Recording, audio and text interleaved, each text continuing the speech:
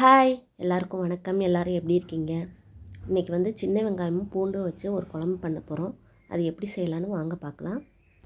First 20 சின்ன வெங்காயம், 20 வெள்ளைப்பூடு உரித்து வச்சுக்கோங்க. முழுசாகவே உரித்து வச்சுக்கோங்க, நறுக்க வேண்டாம். ரொம்ப பெரிய பூடாக இருந்தால் மட்டும் பாதியாக நறுக்கிக்கோங்க. இப்போ வந்து கடாயில் வந்து எண்ணெய் ஊற்றிக்கலாம். ஒரு 3 கரண்டி எண்ணெய் ஊற்றிக்கலாம். கொஞ்சம் அதிகமாக இருந்தால் நல்லாயிருக்கும்.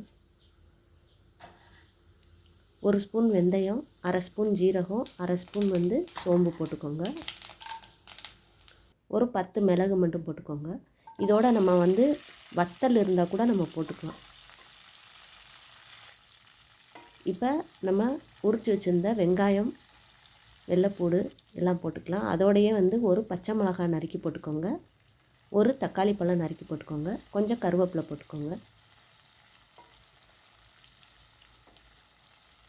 இப்போ இது ரொம்ப வதங்கணும்னு அவசியம் இல்லை. ஒரு கண்ணாடி பதத்துக்கு வதங்கினா போதும். ஒரு 5 நிமிஷம் சிம்மில் வதக்கி விட்டால் போதும்.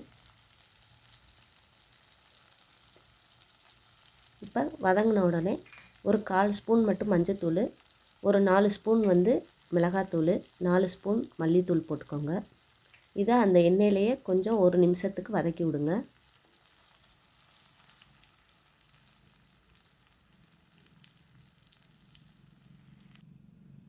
இப்போ ஒரு பெரிய எலுமிச்சை அளவு புளி கரைச்சி வச்சுருக்கிறேன். அதை இப்போ நம்ம ஊற்றிக்கலாம்.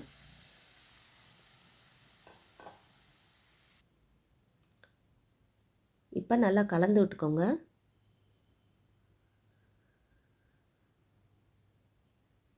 இப்போ நல்லா ஹை ஃப்ளேமில், நல்லா அதிகமான தீயில் வந்து நல்லா கொதிக்க விடுங்க. நல்லா கொதித்ததுக்கப்புறமா நம்ம சிம்மில் வச்சுட்டு மூடி வச்சிடலாம் ஒரு 15 நிமிஷத்துக்கு. இப்போ 15 நிமிஷம் கழித்து உப்பு போட்டுக்கலாம் தேவையான அளவு. கொஞ்சமாக வெல்லம் சேர்த்துக்கலாம். சேர்த்துட்டு கலந்து விட்டுட்டு ஒரு 5 நிமிஷம் சிம்மில் வச்சு மூடி வச்சுருங்க. இப்போ நம்ம குழம்பு ரெடி ஆயிடுச்சு.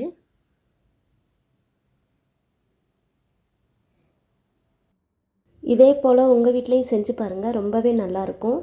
செஞ்சு பார்த்துட்டு எப்படி இருந்துச்சுன்னு மறக்காமல் கமெண்ட் பண்ணுங்கள் எல்லோரும். அது வரைக்கும் உங்கள் எல்லாத்துட்டையும் பாய்.